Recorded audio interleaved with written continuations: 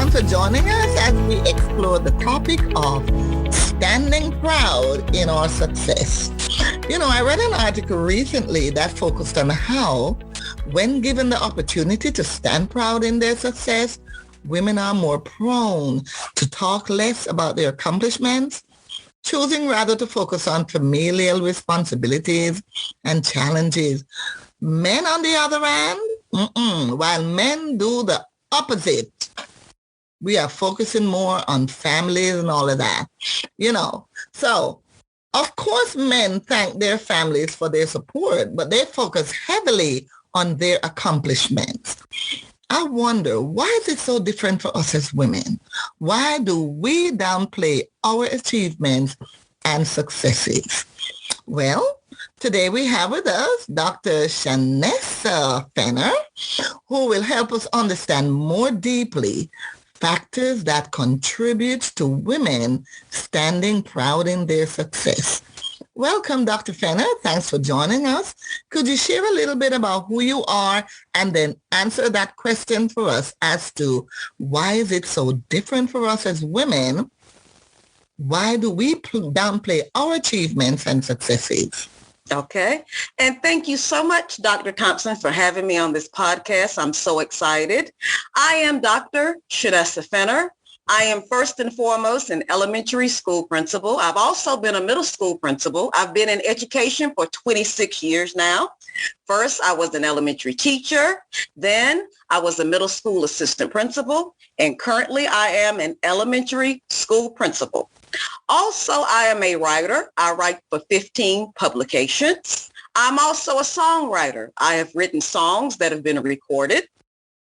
I'm also my own TV show host. I have a TV show called The Bronco Exchange. I'm the host of that, and also the Dr. Shanessa Fenner Show.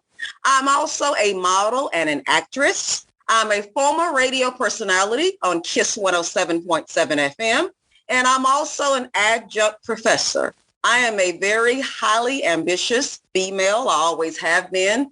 I believe in not leaving a stone unturned. I do believe that the true essence of you being here on earth and your time on earth is to do great things and to make great things happen. And that is what I intend to do. I am still not finished. I have a lot of great things to do. I don't want to be that person that's laid to rest one day and thinking to myself, I should have done this. I should have done that. Why didn't I try to do this? So I'm the kind of person, this is the year of the yes. Any opportunity that comes my way, Shanessa's going to say yes. Now, I love that. Thank you. Keep going. You are inspiring me already. Okay. Now, speaking back on your question about why is it so different for us as women? Why do we downplay our achievements and successes? That is a very, very good question. I believe that, once again, we were placed here on earth to do great things. I think that sometimes women in leadership, we're seen as intimidating. But whenever men are in leadership, they're the big boss man and, everybody respects them for their contributions and their accomplishments. And I do believe that a lot of people still have that 1950s housewife mentality, So in other words, the woman should be more focused on motherhood. We're focused on dating. Most of the time, you got some women, of course, who unfortunately experience domestic violence.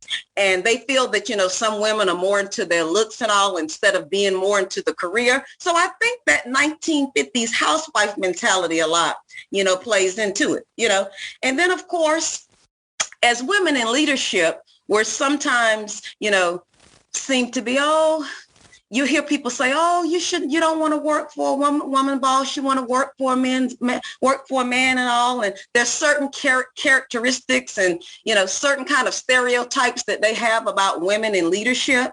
And I think that sometimes, we downplay our successes. Maybe we grew up in a household where our talents and all, were not applauded and commended, so maybe we're not used to, getting that inspiration and that encouragement to do great things as well.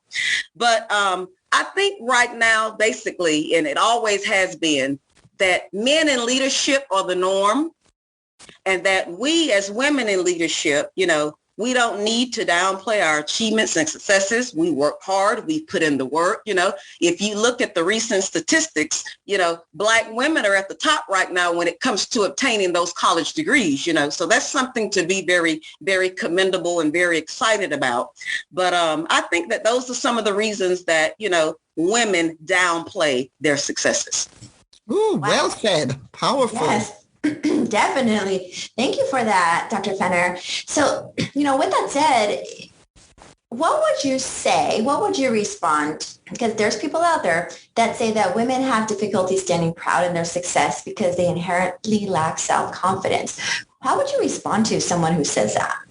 I disagree with that, Jess, and let me tell you why. Yes, Jess, there are some women who lack self-confidence, but Jess, just think about it. In order to do great things and to be successful, you have to have the confidence and the motivation and the ambition to first pursue these different goals that you have.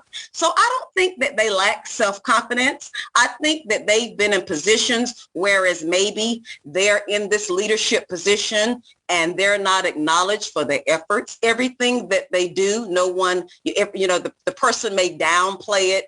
And let's say that I come up with a great idea and they kind of knock it down. But if someone else comes up with a great idea, they kind of, uplift and pull that person up. I think sometimes some of the experiences that they're in, I know, for example, sometimes women, of course, don't feel very comfortable when they're in certain positions and in certain companies.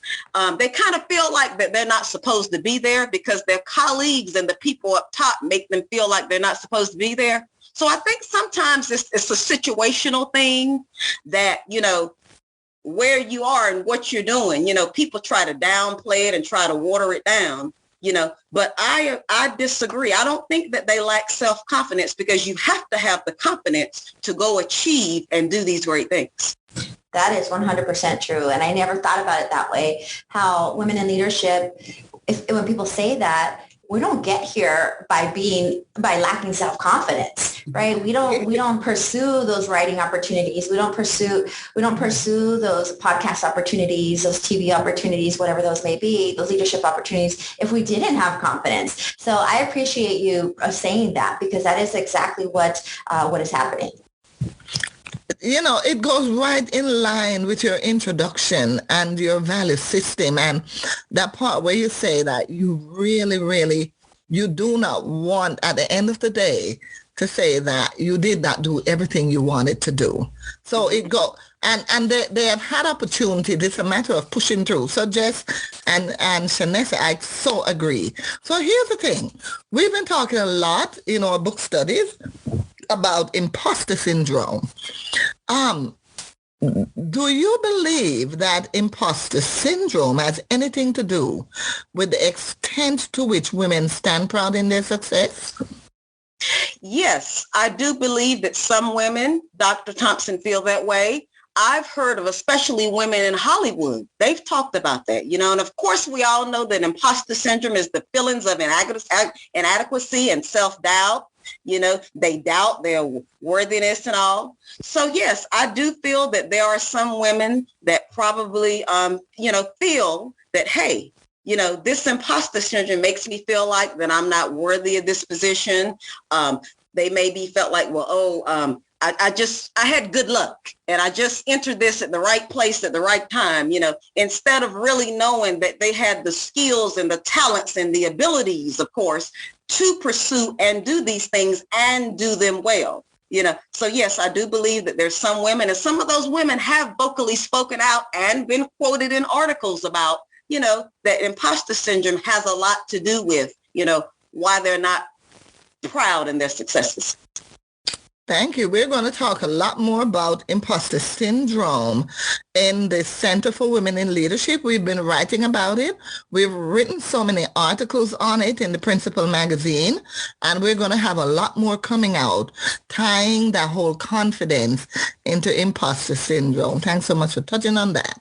Yeah, when you were talking, Dr. Fenner, I'm currently listening to Viola Davis's memoir on Audible, and my gosh, her story is so powerful. And I think a lot of the imposter syndrome often comes from how we were raised, right? From our experiences growing up, and the things that she had to encounter, the trauma, and how she pushed through that, and being in Hollywood. And it reminded me, because you talked about that, about being in Hollywood, and how it doesn't just happen to women outside of Hollywood. I mean, it happens in every single field that you can find, and it happens to men too. And I think especially people of color experience it from a different perspective, right? People of color, and then women as color even more so.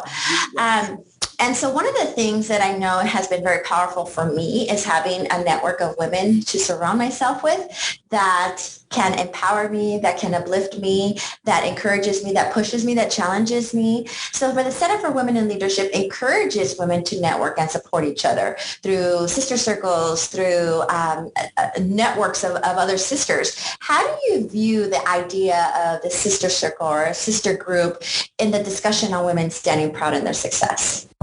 I love sister circles. I think they're positive, they're uplifting, they're encouraging. They offer you the emotional and spiritual support that you need. They build and have and establish that sense of community. And it's not about the quantity of the sister circle, it's the quality of the sister circle. You want those sisters to hold you accountable, to uplift you, and to help elevate you to grow and learn. You want to make sure that you're inspiring each other. You're being there whenever they're down, whenever, you see signs of depression, you want to reach out to them and say, sister, are you okay? May I talk to you? I know that myself, that I make sure that especially some of my sisters who are going through hard times are doing okay, because I've also had someone to tell me that they wanted to commit suicide, so I especially, check in on them when they're depressed. Our suicide rates. I just recently wrote an article for a magazine about mental health in Black America, and about how there's now more suicide than ever. And it's also, our babies, our children, of course, now are experiencing that, so these parents, you have conversations with the babies also about the, depression and all. But back to what I was talking about. Yes, sister circles are very encouraging. They're uplifting. It's all about the quality of it. And it shouldn't be anything that, no one should have that jealousy that sometimes that, you see that women have, that jealousy, that envy. It shouldn't be a competition. It should all be about uplifting, growing. Everybody brings their different talents and skills to the circle. So why not love one another, bring those talents and skills, and let's build and do something together. Let's create that united front. Okay, yes, now watch out. We're gonna have her back. We're gonna have her back to talk about sister circles, because yes. And that's the key is, and I think that's where sometimes females can get bad raps, right? About when we tear each other down, and when there's jealousy, where as opposed to lifting each other up, and there's no need to feel that one is jealous of another one, or another person, another female success. It's, one sister wins, we all win, is the way I see it, right? Exactly. Because we all, that support and that uplifting, everyone has their own space to grow. And I just think about someone asked, so part of my sister circle, we're all female leaders, and someone once asked us, like, how does that work? Like, who's in charge, right? Like, who's in charge of the circle? And it's like, no one has to be in charge. We are all alpha females in our own spaces. We don't need to feel like the alpha in a group, right? We don't need to have that alpha female mentality in our sister circle, because it's not about that. It's not about who being jealous or of somebody else's success. It's about lifting each other up so that we all win together. Amen, Jess. Oh my goodness gracious. I could talk about sister circles all day. It has always been my pet peeve of mine when I see and hear women tearing down women, because I always say that, we get torn down enough as it is, stereotypically. Yes. And for us to do it to each other, and that has really been a pet peeve of mine in our profession. So here's the thing. Mine too, Dr. Thompson. Mine too. I think that is just horrible, and especially as Black women. I have to touch on that because I'm a Black woman, Dr. Thompson. Yes. As Black women, I feel like that we need to do better. Everything is not a competition. We need to do better, and support one another instead of tear each other down. I just have to say that, Dr. Thompson. I have to, as a Black woman, I have to say that. Yes, please do, because that's something I keep pumping out there. And you know what? I tell you what, because you've touched on such strong points. Of course, I tell you, we need to have you back to talk on that sister circle. And I'm sure you've given our listeners a lot to think about. So, Dr. Fenner, any final tips to share with women in leadership as to ways in which they can confidently stand up, proudly declare their successes, and hear this, all without feeling guilty for doing so? Not feeling guilty for standing up proudly, confidently. Yes. The first thing that they can do is to, work hard. Own your accomplishments. Whatever you achieve, own it. You're not being braggy. You're not being boastful. These are facts. Own your accomplishments. Be proud. Work hard. Put in the work. Know who you are. Like me, I'm comfortable in the skin that I'm in. I know who I am. I'm just as I am. Hey, Shanessa's going to be Shanessa. I'm very genuine. I'm very authentic. I'm going to be who I am, and I'm going to stand in my truth. Also, one other point that I like to make before we close. A lot of times, sometimes, for example, I've had male assistant principals, and someone will walk in and immediately think that the male is the principal, and someone to be quick, no, Dr. Fenner's the principal. Okay, so if anybody's listening, and there's nothing wrong with saying, this is my diner, I'm Mel, and he's Alice. Okay? Oh, that's great. I love that. I love that. Thank you. I'm Mel and he's Alice. Go ahead. Yes. Dr. Fenner, you have inspired me so much today.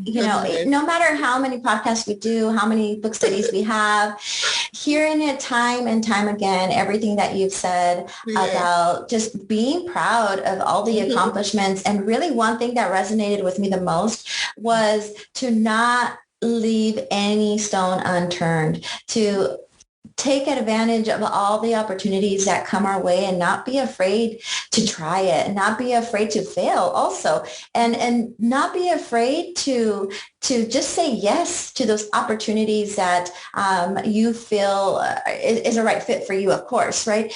And so thank you for that, because as we move along in our careers, opportunities arise, and doors are open, and sometimes we are the ones that hold our own selves back from being able to continue to pursue opportunities and successes. And I don't want that for myself. And I'm sure that none of us want that for anyone else. So thank you so much for imparting those words of knowledge on us today.